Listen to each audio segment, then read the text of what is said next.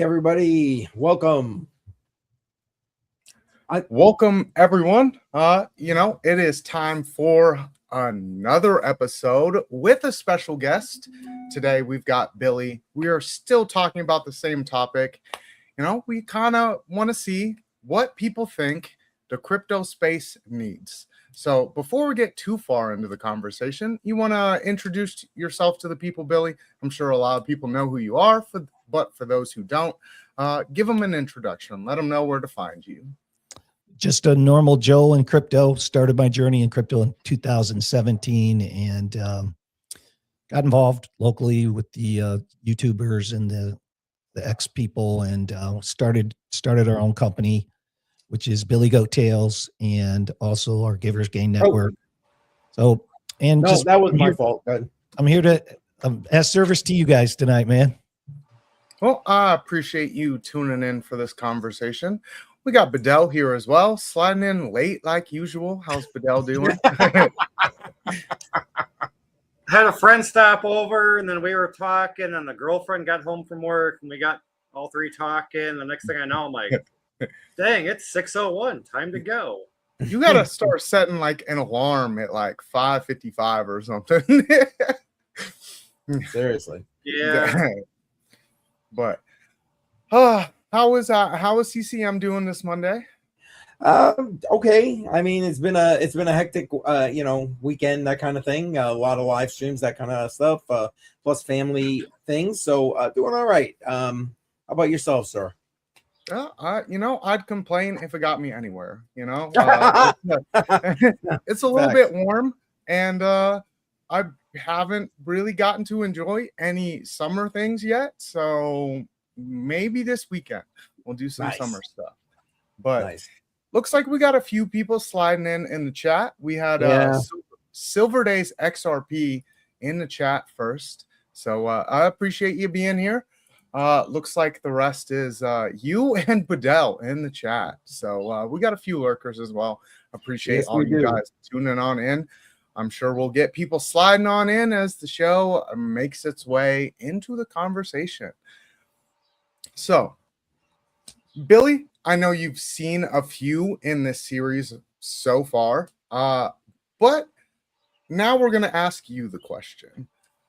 What do you think the crypto space needs from a crypto project to really start grabbing people from the TradFi system and bringing them over to crypto? Yeah, I think you've hit on most of the stuff that I'm going to say in the past, but number one, it's got to be simple. It's got to be so easy. It's got to be so transparent. Everything needs to happen in the background. No seed phrases. If we're going to get mass adoption, it's got to be like Cash App. It's got to be like Venmo. It's got to be simple, easy, swift, and no seed phrases. You can have a seed phrase, but it needs to be behind the scenes, right? So it's not so complicated for the newer people and the boomers and the Gen Xers and stuff.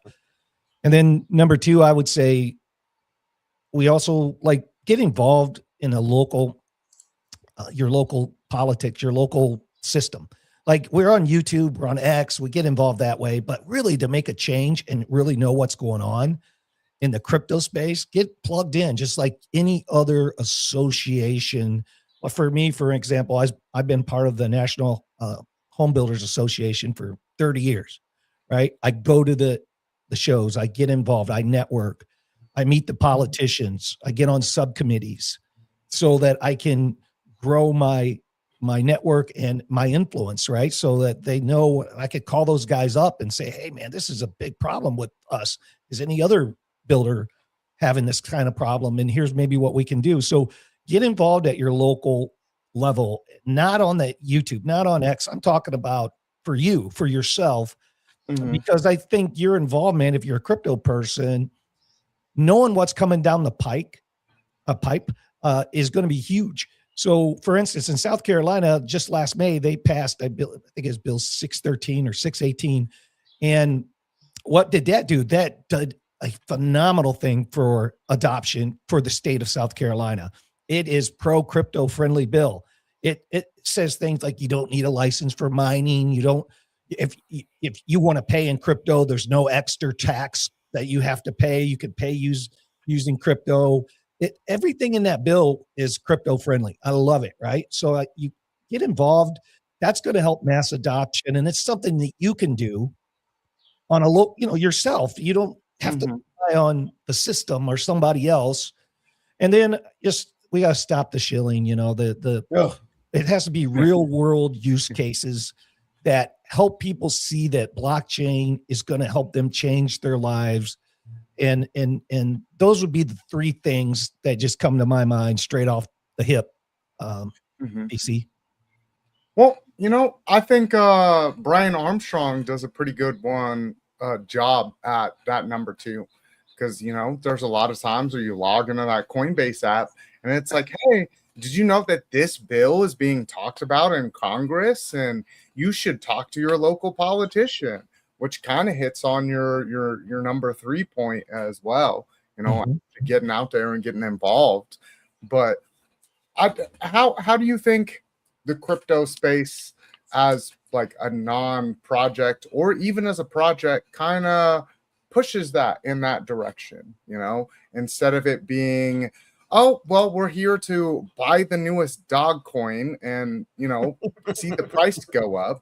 How do we as the community really start pushing towards that? Hey, Bitcoin really changed my life because it opened up my eyes, and get these people away from a banking system that doesn't really care about them to a point where they can own their own money or own their own information. Yeah, I don't really know that answer specifically. I got an opinion about it. I don't know that it's worth anything, but I would say that most of us, like I've always said, you guys heard me say, I came into crypto for the profit and I stayed for the people. And I think if everybody's honest with themselves, you get into crypto because you think there's an opportunity there to make some money, right? I mean, I would say that's what most people came in for, is that reason. But then, and other people came in for a different reason, like their ethos came first. I came in for the profit. I stayed for the people, and I started learning the ethos of Bitcoin, peer-to-peer. You didn't have to have a fiduciary. You didn't have to have a third party. It was decentralized. It was everything that was in my belief system already, but I didn't understand it. I came in for the profit. I came in for the investment. And then once I started understanding the ethos, then I became more passionate about it. And so my point to you there, BC, would be, for me, it was profit and then ethos. Some of the early people came in for the ethos, right? Because it basically started in 08, launched in 09. Well, what was going on? The financial collapse, right? And what Satoshi's saying there is like, we need this peer-to-peer. We need this decentralized. We don't need a government. We don't need a state. We don't need a third party. We need to do this. It's new money. And I had to learn that after I came in for investment. And then I fell in love with it. And so I don't know that, like, right now the ETFs are carrying most of the buying and selling, as we saw last week. But those people, I don't know that they're going to subscribe necessarily to the, if we call ourselves early guys, 17, some people say, well, that's not early, right? But I don't know that they'll subscribe to the ethos like we do, because they're coming in with the ETF. It's like a stock portfolio thing. Right. And it's like, you don't have to subscribe to the ethos of Tesla to own that stock. You just own the stock, you buy it, and you don't have to bite off into their mission or their ethos or anything. You're just saying, hey, it's an AI play or a future play, a tech play, and you think it's going to be a good investment. And so I don't know that the people from here on out coming in are going to be people like us, people like really got in and learned the blockchain, that really understand how it works. And I think they're just going to be sideliners, people investing in it and not really needing to learn the ethos, or maybe not even wanting to learn the ethos. I could definitely agree with that. I think at this point, a lot of people have talked about more of the institutional adoption. And I think, honestly, that's how crypto is going to get its biggest push. But I'm thinking about it in a different way, as in not an investment style, but an actual real world use case, like you were talking about. Like, if we really want to grow crypto, we need real world use case projects here that just get adopted by these companies because they actually subscribe to the crypto ethos. Yeah. I mean, look at Chainlink. Chainlink's like, it's running in the background on so many things now. And that's what you want. You want to be using crypto and not even knowing you're using crypto, and that's a great company, a great project. Price wise, it's like anything else, hasn't done what we thought it was going to do, but it is something that I think when it comes to the ethos, it comes to like really the future of crypto. I think Chainlink is a great use case because there's a lot going on there in the background that most people don't even know about. The rails that they have built for traditional finance is pretty spectacular, what they've been doing. So yeah, if we could get more projects like that, I think that would be great. I would definitely agree with that sentiment. We're definitely some real world asset shillers over here instead of some meme coins or anything like that. I know, but we've got CCM down here, which is a big fan of the Solana eco space with the pump.fun. Oh my God. Are you really trying to get my blood pressure going now? Seriously. Well, it's just interesting to kind of see how the cycle has shifted. Where it really did start with like a lot of pump.fun at the beginning. Dogecoin. And now you've got people that are starting to talk like you and starting to sound like Lunar Beaches did, where he's talking about we need projects that aren't necessarily projects. They're an actual tool that we just use to replace our everyday tool that we're already using. So a marketplace that is just crypto based and you don't even realize that you're using crypto, which really hits on some of those points you're talking about there. And can I just bring Billy back around? You were talking about the ethos, and BC, again, you and I have talked about that in many a video where, I'd love to see us get back to the original ethos of the space. But I gotta say, and maybe it's just the people I'm listening to or whatever, I'm almost seeing a shift back a little bit to some of that. Do you guys see that, Billy? Do you see that? You see a shift, a kind of revival, maybe, for lack of better things? And thank you, Billy. Shout out to Army Piper. Appreciate you being here, and Mining Stocks. Appreciate you, man. And guys, I just typed that once and it goes 3 times. I don't know why that's doing that. Just so you know. All the different locations. Okay. Yeah. I'm like, okay. I didn't want you guys to think I was spamming the chat. No, you're so do I think a revival is happening? Yeah, kind of a coming back around to the original ethos. Are you seeing that? Well, I do think, again, everybody's journey starts at a different point in time, right? And Fair so enough. mine was in 2017. I really didn't care about the ethos. I really didn't care about Bitcoin. I got in because my son wouldn't shut up. And he just kept on me and on me and on me. And so I said, okay, I'll do it. Jesus, get off my back. Right. And but in 2020, when what was this app again? Oh, Coinbase. What is this? Forgot all about it. Came back to it. And I was like, I need to pay attention to this. So my own journey again made me fall in love with the ethos, and slowly since then I become more like a Bitcoin maxi, really. So I have my trading bag, but I'm really investing in Bitcoin for the long haul. So I think what's happened to me, as for my own use case, my own personal, what I think has happened is you fall in love with the ethos, you learn the blockchain, you start really diving in, get into all aspects of it. When virtuals came out, we were right there at the forefront of it in the AI space. When NFTs came out, it was right there at the forefront. I could have bought a Bored Apes back in the beginning for $3,000 and thought that was crazy. And I had my finger right on the trigger. And even today, that would still be a good price, right? Because they've come down so much. But my point is, through that investment, like thinking, this is an investment, I need to learn this. You fall in love with the tech. You fall in love with the ethos. You fall in love with like what it really means. And as you mature in the space, then I lean more to Bitcoin than anything else. And that pretty much aligns with what Satoshi's white paper is and what they wanted to, as far as the ethos goes.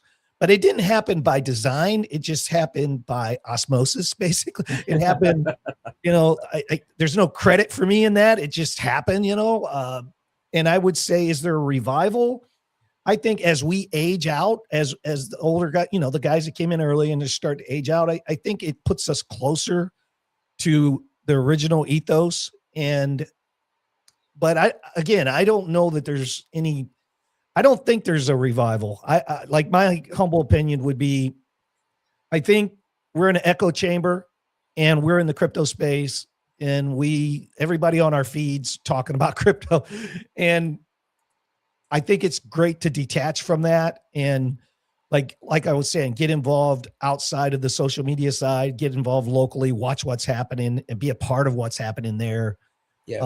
But I don't know. I don't see, like, my son's 33. He got me in crypto. He's invested in Bitcoin. So he dollar cost averages in Bitcoin. He's not into all the other stuff. He's not into the meme coins. He's not interested in all that, but he is interested in Bitcoin because I think through me, he's learned the ethos and what it is. And so I don't know. You'd think the young people, and I'm 60, right? So, I mean, you'd think the young people would be, I think they're the same people. In other words, all those young people came in for the pump.fun stuff, right? The meme coin stuff. I think every cycle we get those people in. They're in it for the investment and they don't know the ethos. And is there a revival? I haven't seen evidence of it, Keith, but I don't know. There could be. I just haven't seen like evidence of that. Yeah, fair enough. Yeah, man. I don't know. I just feel like I'm hearing it more. I'm seeing it more, and again, it could just be like you said, I'm in a bit of an echo chamber. So it's the people who I'm listening to or whatever it could be. But it's personally, it's kind of nice to hear. I'm not gonna lie. Yeah. To get away from the whole pump.fun and that kind of thing. I think it just kind of goes back to, I want to say like go back to the basics per se, but it's really not. Like, okay, 2019, 2020, 2021, we were starting that bull run. I got in at the end of 2019 because of mining Ethereum. Even though I didn't like Ethereum, I knew what it was doing. I was just there for the money. And then as it kind of slowly died out, I was looking at other projects, opening my mind to other projects, and mining them, buying Bitcoin, doing this, doing that, and just buying, selling. Like you were talking about Chainlink. I was a huge fanboy of Chainlink back in 2020. And I had to pull it up on Coinbase. I was like, oh man, December of 21, or 21 or 20. I was buying it for $11 and December 11th, I was buying it for like $11.29. And then I was like, oh, a couple months later, maybe a year later, I was selling it for over $30 a coin. I'm like, not bad. But there was somebody that turned me on to it. I won't say his name because some people may or may not like him. But he used to be a big influencer, and then he just kind of went downhill all of a sudden. Hey, BitBoy turned us all onto things. I mean, I don't have any shame in, look, I came into crypto and there's two channels that I watched from the beginning, Altcoin Daily and BitBoy. And really those were the ones that, and I did watch a little Zombie, Crypto Zombie. Those were the big ones at the time. And, he took it. There's a lot of things that he educated us on that I can't take away from him, man. He ended up imploding, no doubt, but there was a great, every night I would come home and I'd watch the Altcoin Daily, and then you end up meeting these guys and talking with Aaron and Austin. Yeah, I realized that they're from Ashland. I lived in Ashland. I mean, they went to the same college my daughter went to, and we started talking about Grandpa's Cheese Barn and everything. It's like you build this little network of people in the space, and now they're huge, right? I think they are the biggest crypto channel in the world, I think, is what they're saying now. And because BitBoy was, and that all crashed and burned. That crashed and burned. But he helped a lot of people. I can't take that from him. He helped me at least get educated in the beginning. Now you can talk about all the pumps and stuff, but there was still good, like around the blockchain was great. I loved watching it. I was introduced to a lot of the people in the space through that show. It did a lot of good things for us. And so, I look at it like, I'm not ashamed of that. I'm just, don't subscribe to the stuff he did or anything, but I'm just not ashamed that he was part of my journey. I still have notepads and notebooks of like BitBoy Crypto on this date. He said this coin at this price, buy. And he would always list like the top 10 buys. And I would just write them down. Yeah. And I would just slowly watch them over the next couple days to the next week to see if they did good or bad before I would invest. And I was noticing like, at that time, like he was one of the few influencers that were like that big that if he said, buy this coin, and you didn't buy it within like the next 5 minutes or 3 minutes, you missed out. Like you could buy it and sell it within 10, 15 minutes and make good money. I mean, I'm not going to say you're going to become a millionaire in 5 or 10 minutes, but you could buy a coin at 25 cents and within 5 minutes sell it for 35 cents. Just because he would say it would influence the market that much. And it was like, I like that at the time, but then I'm looking at it like, I'm glad there's so many other people that talk about projects and this, that, and the other, that it's not just 3 or 5 influencers getting paid or maybe not getting paid to influence certain coins. Like, because they say the coin, people are buying it. Well, I mean, he's the whole reason that ADA got made into what it really did. Like ADA it still is a really good project. But if he hadn't opened his mouth about ADA and really hammered on ADA and how much he loved ADA, I don't think ADA would have went anywhere close to what it did and still, have that strong core that it does to this day of people that just are ADA maxis. And that's a great point on the good side of things, because I think BitBoy did expose me to ADA. And again, do your own research, drill into it. I got into that blockchain and I love their ethos. I love what they stand for. I love how they build it. It's, to me, still the most secure blockchain. I mean, everything on there I utilize. Now they're getting a lot of bad press, and Charles stepped away. Just watched his video from yesterday, but they got governance now, and it's the marketplace making those decisions, and so there's stuff going on there. But what they stand for, their ethos, I love their ethos. I love the fact that these third world countries, they need to be connected. They need to be just like Starlink and Elon. Charles had the same vision on the finance side, using Cardano and ADA, and they still have that vision. It's just that the adoption price wise just hasn't been there, and the competition came up behind them. Solana made everything so user friendly. You really didn't have to know anything about crypto. They Phantom wallet came out, man, and made it so easy. And but yes, I agree with that, and that's a good piece of, I think, what BitBoy's channel did for us. On your point there, Badel, yeah, that's part of the problem. Getting back to the point of your question, BC, that kind of pumping and dumping, that kind of like retail, price go up, let's make money, is how we got the bad name, and not just right. but is used on the black market in the beginning and things like that, before everyone knew that you don't want to use crypto on the black market, man, because it's traceable. But, that learning curve allowed them to do that. And of course, they still now are trying to put them in tumblers and things. But it's now they've caught up. They know how to catch you, right? So I think as people understand that crypto is good like that, and it's better to track than anything. So on the good side of that, you don't have the black market. On the bad side of that, no CBDCs. And guess what? Part of that law that South Carolina passed banned them. So it's just like being involved and knowing it, and kind of giving back too. Try to give back to the space. That's how mass adoption is. Just do the right thing, and don't be a pump and dumper. And when we launched our NFT project, we said from day one, guys, do not buy this for an investment. It does not has anything to. This is to buy this to support what our cause is and our ethos. Don't buy this for thinking you're gonna number go up. And I think being just open about that.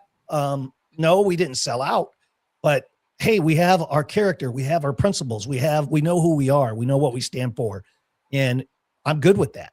And I think we just need more people to do that. And I think some of the big projects, not the local, like our little NFT all these people that are doing coins and things like this, man, I'm just not in that game. Now, if you're talking about a Solana or some of the a Cardano or even an XRP, which I know BC, it's not your favorite, but my point is these are real companies that if you fall in love with their ethos, if you do your research and you feel like you need to invest in that, then great, man. I think those are real companies like Chainlink. But these local, I'm still on these lists, guys, these Discord or Telegram list. And some of these people are big time influencers. And, they'll be like, Billy, I'll get this. Billy, you're on the, pre-approved list or, the white list and it's like, no, man, those days are gone, man. I don't care who you are. Those days are gone. If I'm going to take my money, I always one question in my mind. Should I put my money here or in Bitcoin? It's as simple as that. Should I put my money here or in Bitcoin? And if the answer is Bitcoin, which 99.9% of the time is, then that's where I'm putting my money, man. So yeah, it's those days are gone, but I think everybody has to go through that learning curve themselves. That's a fact right there. A fact. And a quick shout out to Jay Violet, who jumped on in here. American Maker, welcome. Appreciate you being in here.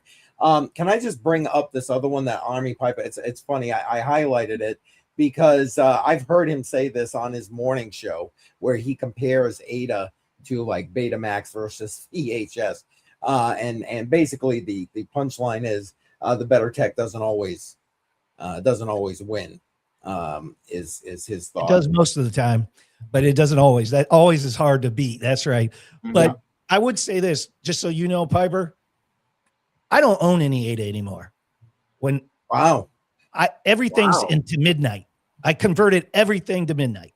So I do own midnight, but I took all of my ADA and I lost a fortune, just so everybody knows. I probably lost $50,000 on that whole deal.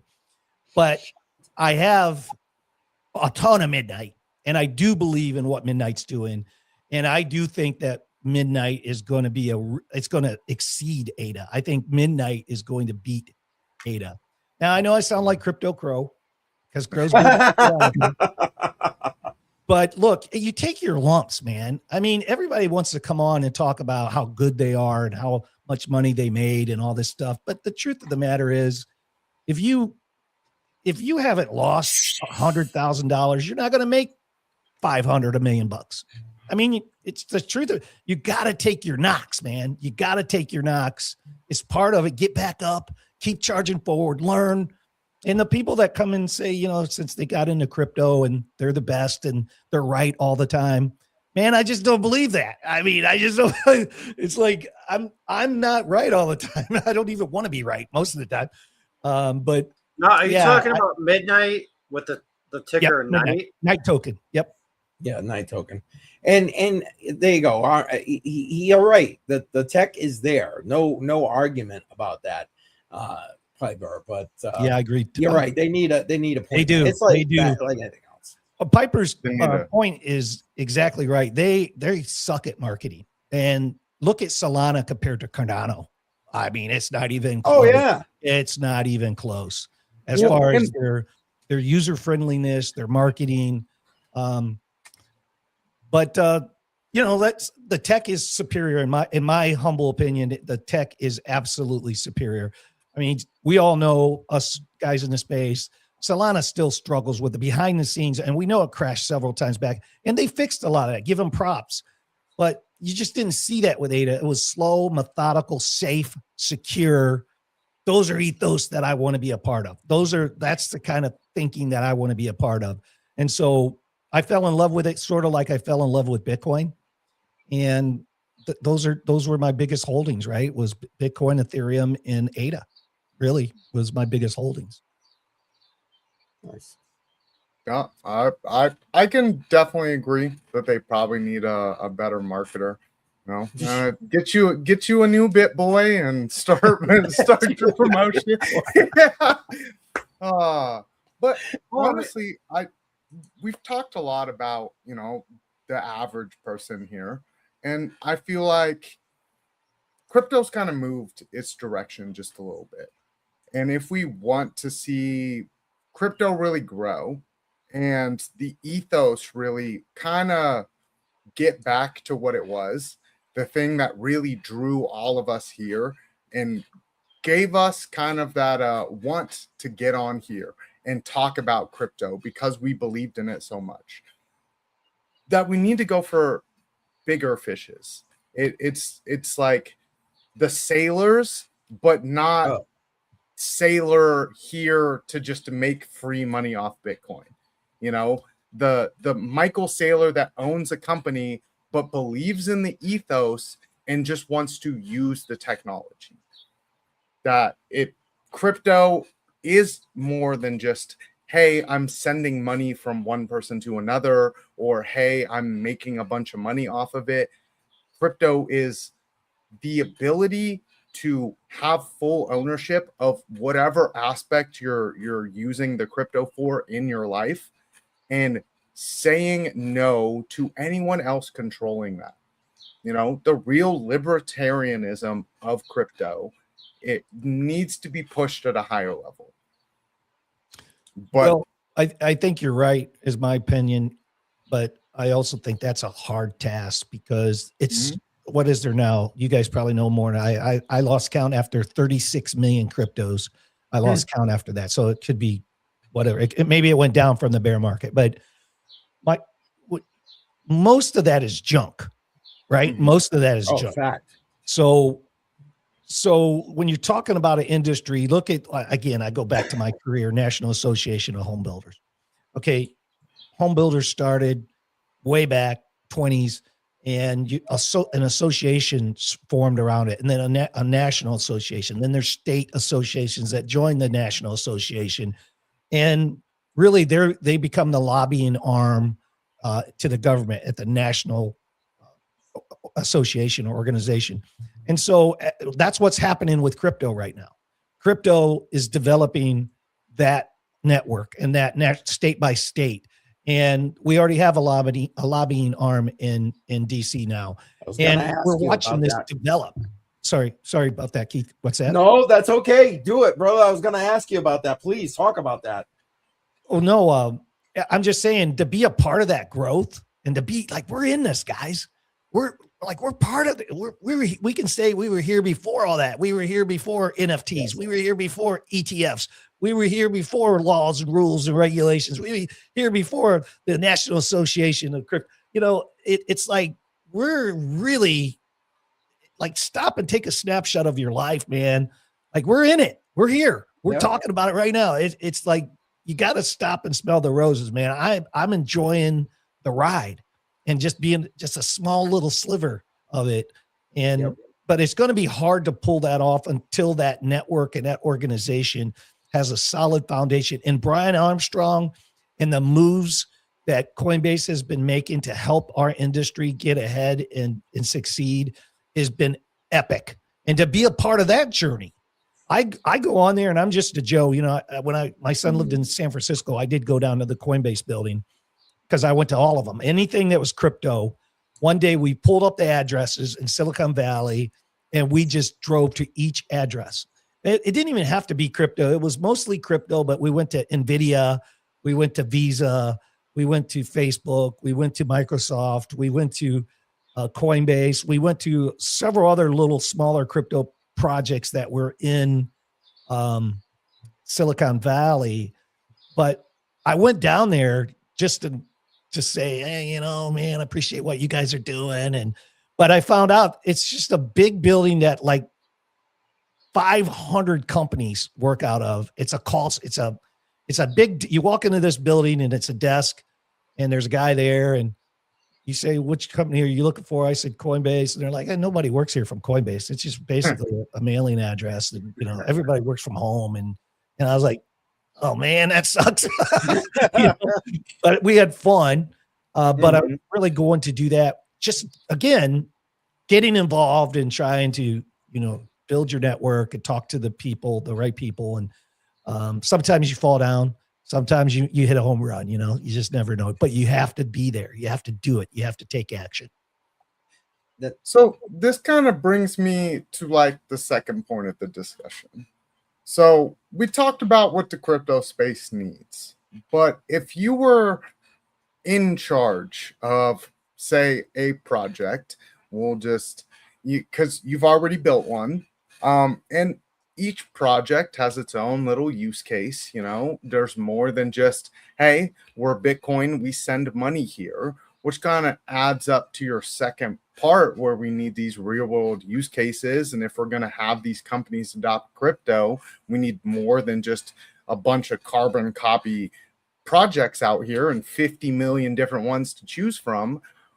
What do you think that these crypto projects should really be focusing on to kind of get us to the point where crypto is more than just the fun internet money coin that you buy and you talk about it at bull runs and, hey, did you get in Bitcoin at 60,000? Oh, dang, you missed out.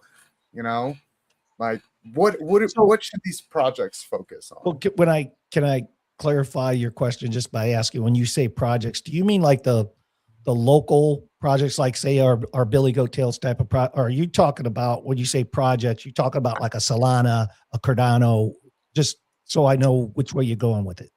Well, I mean, either one, because it's like either one of these could really be the catalyst that changes the crypto space to that next big move.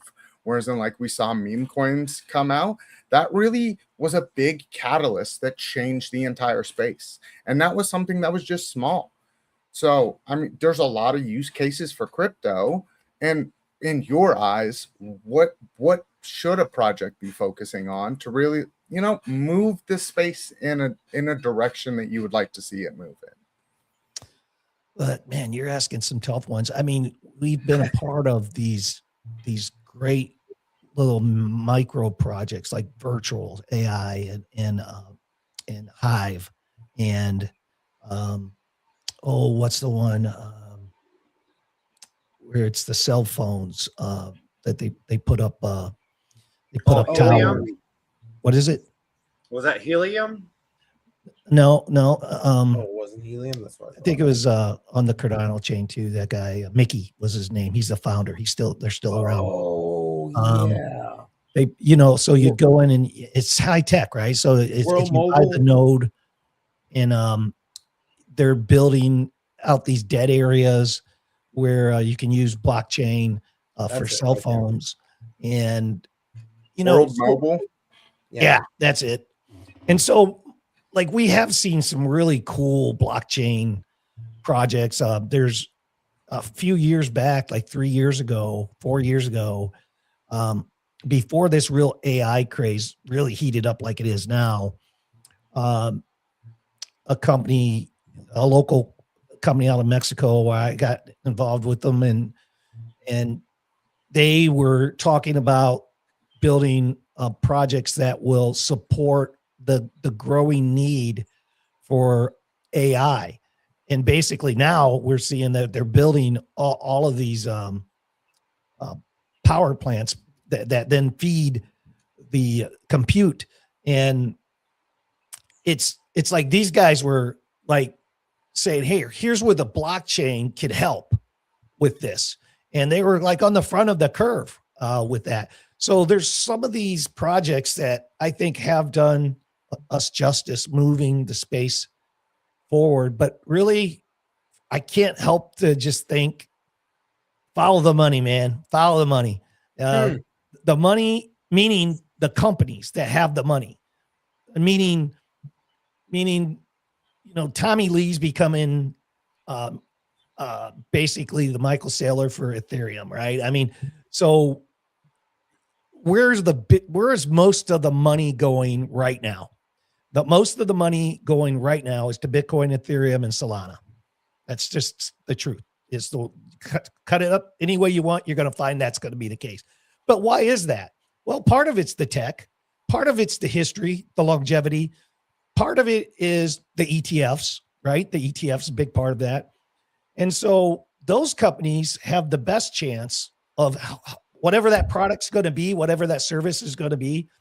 I think those products would have the best chance. Now, don't get me wrong. They're little company down here at the bottom, right? Could come up and be the next big flash in the pan, no doubt. But I think if you can harness, the top 10 and really get them to come together and build out the crypto network, help build out that network. But guys, there's probably there's deals being made. I mean, just being in business, right? Being part, there's deals being made right now while we're talking, and they're multi-million-dollar deals, $100 million, $1 billion deal that's going on right now. And so the future is bright, is my point. And where it's going to come from, I don't know, man. But crypto, blockchain is the future. It is the future of finance. It is faster, it's safer, it's easier. It's going to happen. We're in the right space at the right time. And so I'm going to step back and stay focused on what I can do at my own house and my own community. Can I pivot you a little bit to talk about conferences? I mean, that's become an integral part of this space. They're held all over the world. They're in various shapes, sizes, right? Through a lot of the conversations that I've had with people, have come to believe that it's time to focus on more local, regional conferences to get the I don't know, grassroots, for lack of a better word.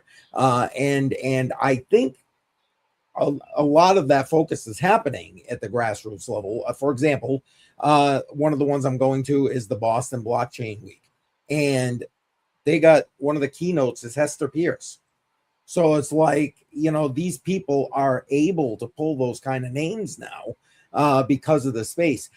What do you think that this space needs from these conferences to help with adoption, Billy?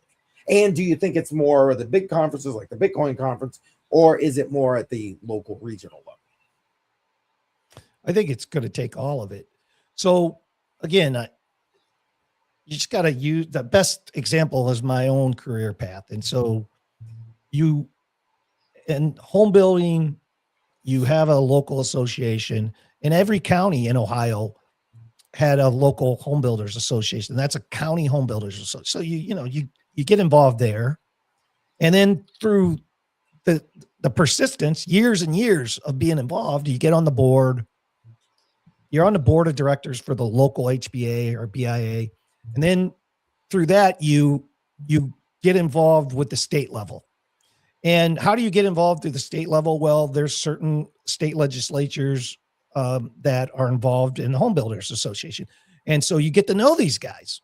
And then you go to the national conference because that's where all of the players go, and you network there. And so you're doing a lot of stuff locally at your local HBA, but you come together at the national show or a regional show, and you cement your relationships, and you know, and soon, next thing you know, 10, 15, 20 years, and you're one of the OGs. You're like, I came in here the first time and didn't know anybody, you know, and then soon you're one of the OG. People look up to you for your opinion and your advice and guidance. And so we're seeing that happen. And it's so fun. It makes me feel young again, man, because that happened to me in my youth, right? With the home builders. And so I'm looking at this with the same image and mindset. And you got to get involved at the local level that pulls you into the state level, then that pulls you into the national level. And it all has to happen for it to really become something substantial and that works for all of us, is my opinion on it. Fair enough. My only, I don't know, pushback is the right word, but is, you know, most of these conferences, with the exception of like the ones that are regional, local to me, they're priced reasonably. But the Bitcoin conference, the average Joe that we're talking about right here to bring in for mass adoption, they ain't affording that. So do you see what I'm saying? It's almost like they're being prohibited from learning and becoming a part of it at those kind of levels simply because maybe they can't afford it. Mm-hmm. I do kind of agree with that, CCM. But I also agree with what Billy said is, you know, like you start on the small level, you go to your local conventions, sure. Maybe then a year or two later, you get more involved. Then you start going to the state conventions. You know, like Billy said, then you go to the national conventions, then you go like the worldwide or, you know, conventions or whatever. And like you just slowly work your way up. But, you know, you could stop yourself at any point. Like you don't have to be the new guy that doesn't know Bitcoin and buy the couple of $100 ticket and fly to Vegas and go to Bitcoin 2026, you know, like, but you can just go there and meet people. Like you don't actually have to attend the conference.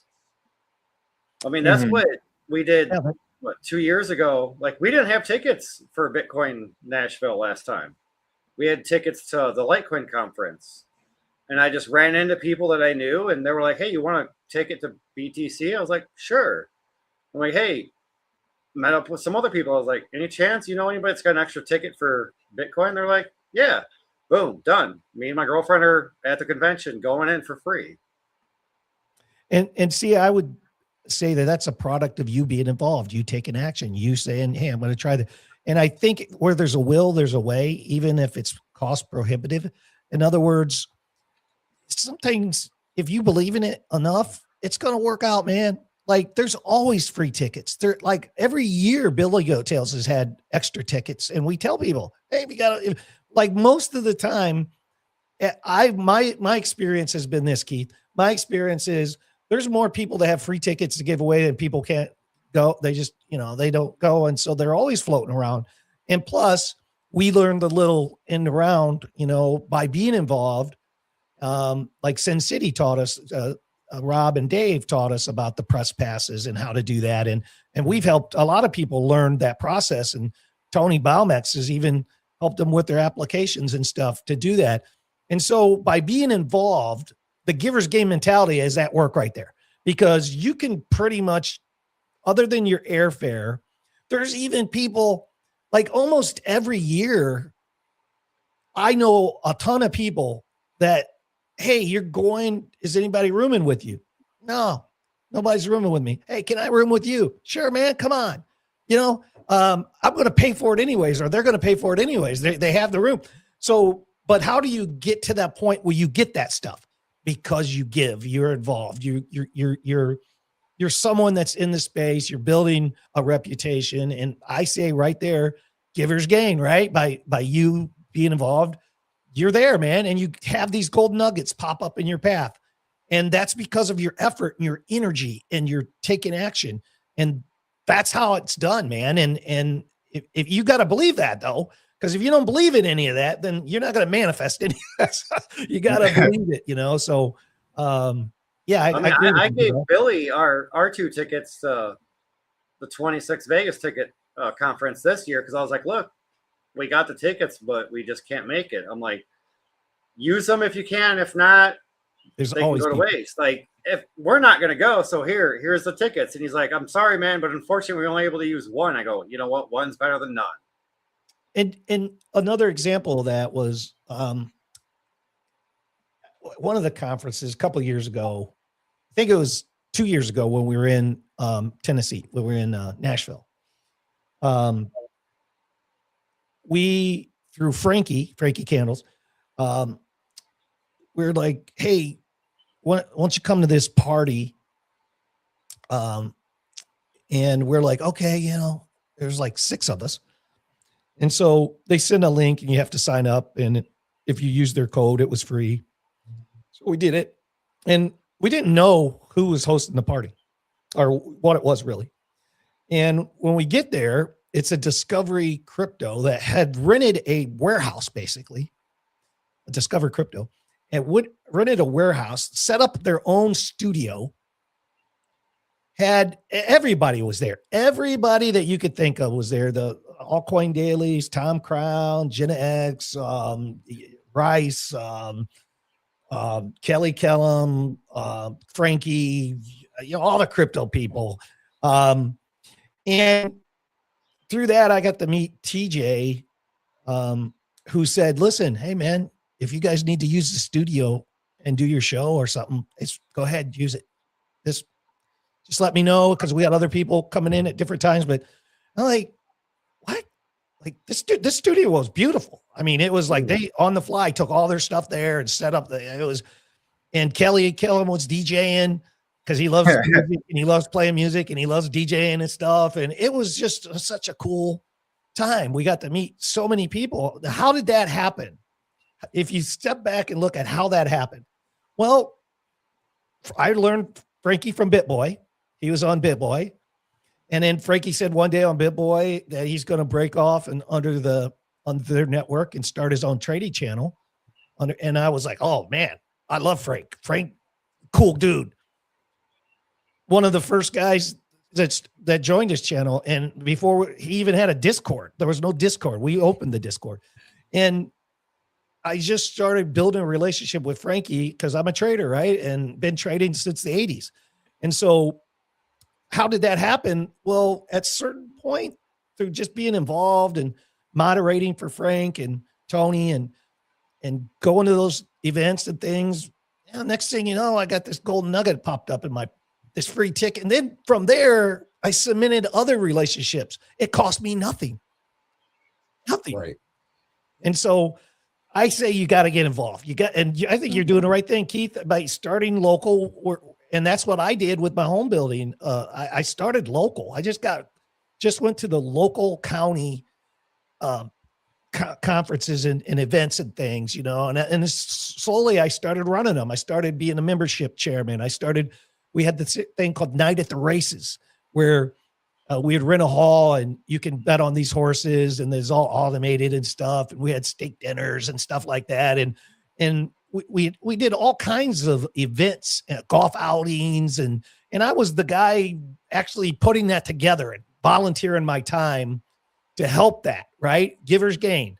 And yes, I represented a company, but by being a part of the fabric of the organization, the industry, you just gained so much. Like I didn't have to sell what we were doing because I was viewed as somebody that you just had to do business with, because I'm part of this solid network and this solid foundation.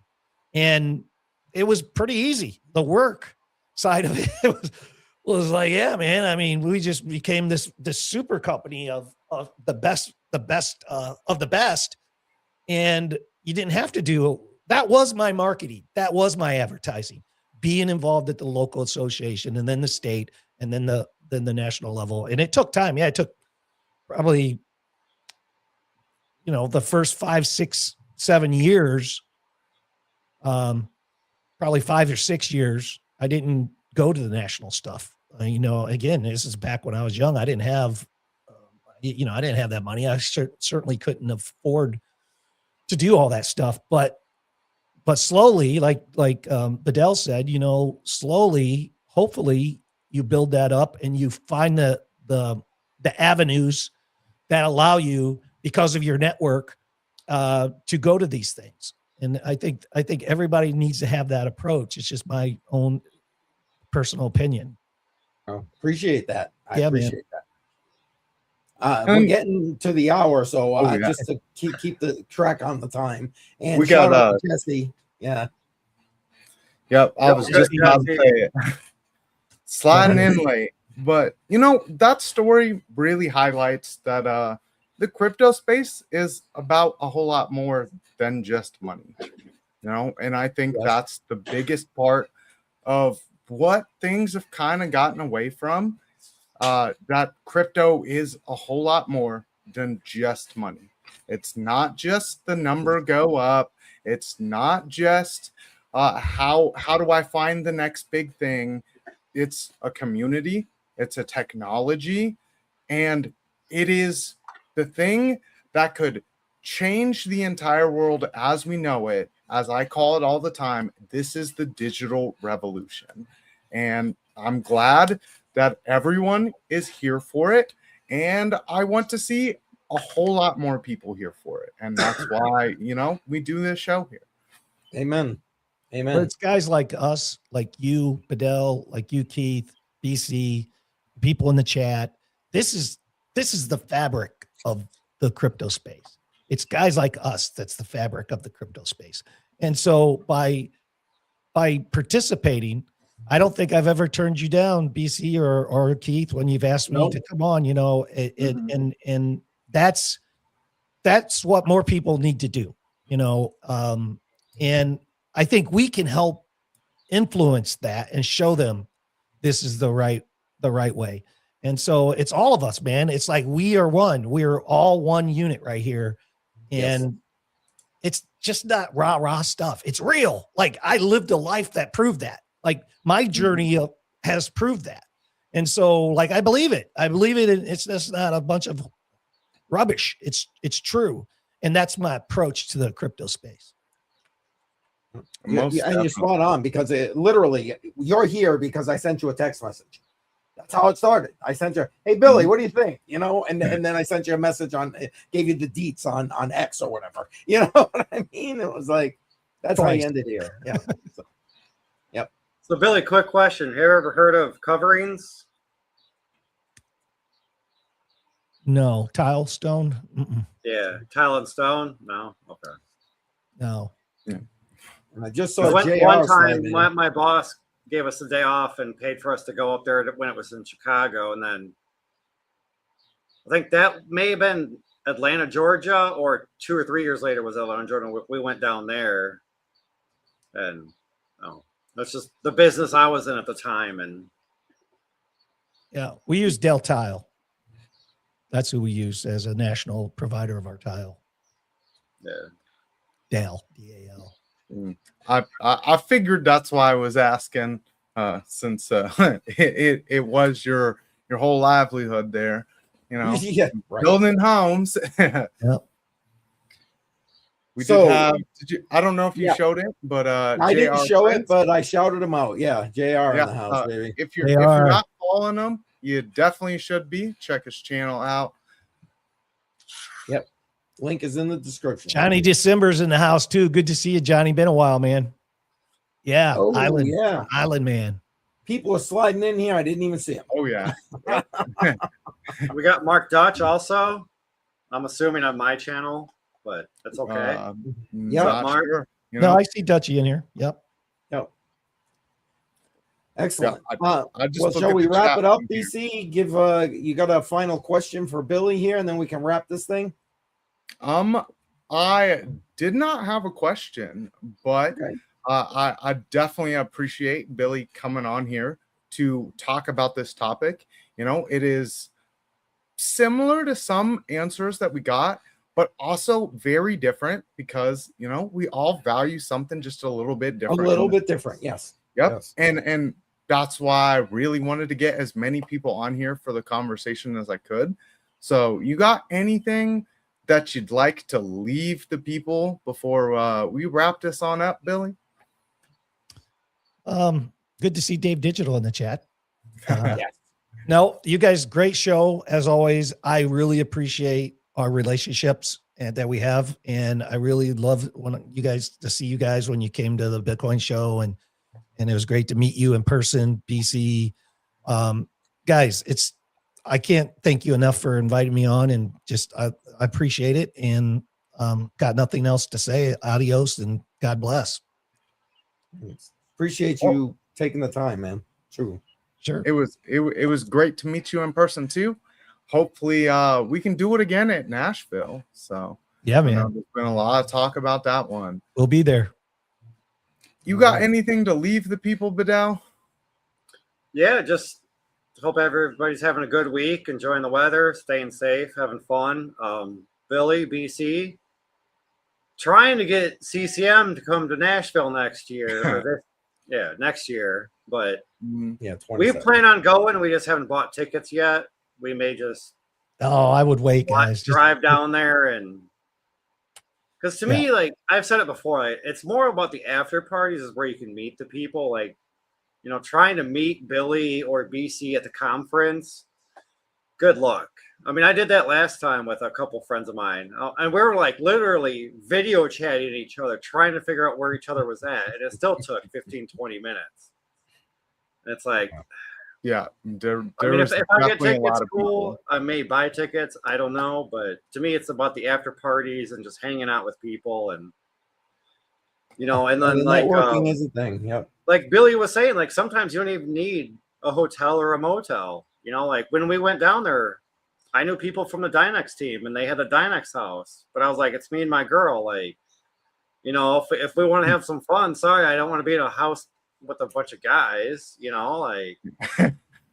But we had the open invite to free place to stay, 8-hour drive, whatever. Like we already drove, but no. Other than that, normally I try in the first couple minutes. AI.com, still nothing. Yeah. We'll do it in the last few minutes. I literally just checked, and I'm like, yeah, it's only been since the Super Bowl.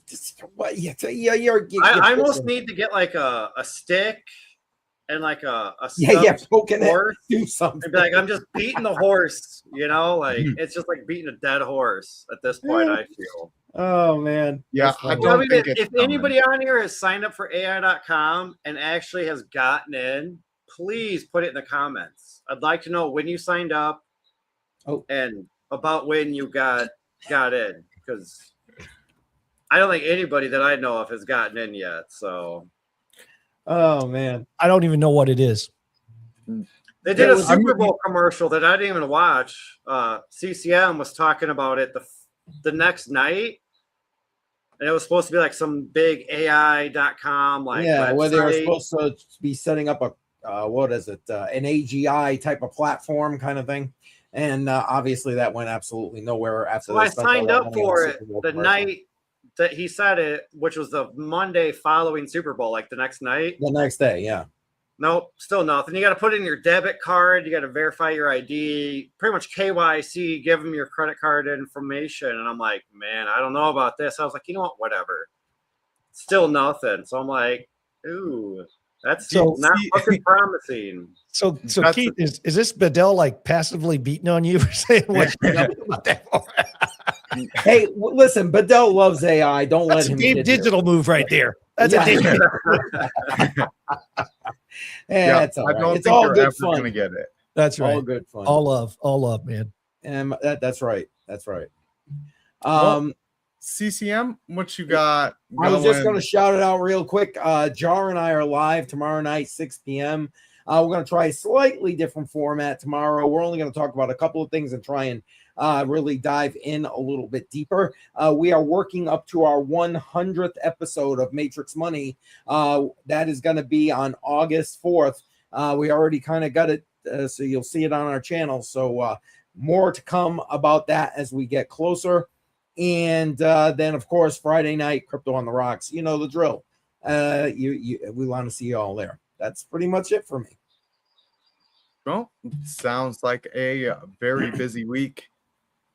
Make sure to hit the subscribe button so you get notified Yes. for all of that, of course. But I got nothing going on. It's just me every Monday here. So hope to see you guys at the next one. I think it's time to dance our way out. So I agree. you Well, got One that more all time, set though, up? Billy. Thanks for being here, man. We really sir. appreciate you. Thank you, Yeah, and thank all the you, Billy. support, brother. All the Come in. support, you and the team. But Thank you. CCM, you and Jar went live last night, right? How did that go? I haven't had a chance to watch it yet. It went well, actually. It was a good conversation. I felt bad. Jar had like a hard stop at 8 o'clock, and with the conversation with chat was just going and going and going. I'm like, okay, we gotta stop now. Sorry, guys. So, but it was really good. Thank you for asking. So go ahead and check that out, folks. It's that's there. You can see Jar. That's where we made the announcement about our 100th episode. So coming soon. Woot. Yeah, exactly. All right, we're gonna dance our way out the door, Billy. Thanks again, brother. Yes, For all sir. you Thanks, do. Billy. Thank you guys. Appreciate it. Thank All right, you for showing up. Thank you, everybody in the chat. We'll see you again next Monday night. Oh, next Monday night, this same time, we got JR in the house. Going to be asking him the same conversation. And in 2 weeks, we got T.I. Joe going to be here talking this very same topic. So make sure you're here for that. All right, that's it. We're out. We're dancing. Have a good night, everybody. Night all. Screens glow, timeline scream, same fear, different day. Lock in, huddle the line, don't blink, don't fold. Hands stay steady when the stories get old. Charts go wild, but the pace is fine. Mindset, grounded, battle calm. BC breaking down the noise, hold the line. Yeah, we ride that grind through the fear, through the foot, through the echo chamber signs. They panic, sell, we design the climb. Hold the line, yeah. Old school charts in a new age storm. Seen cycles born, seen cycles torn. Zoomed out vision, long-term frame. While the feed chases candles, he studies the game. Macro whispers, history rhymes. Patience weaponized over time. No panic button, no rush to speak. Just facts stacking up week by week.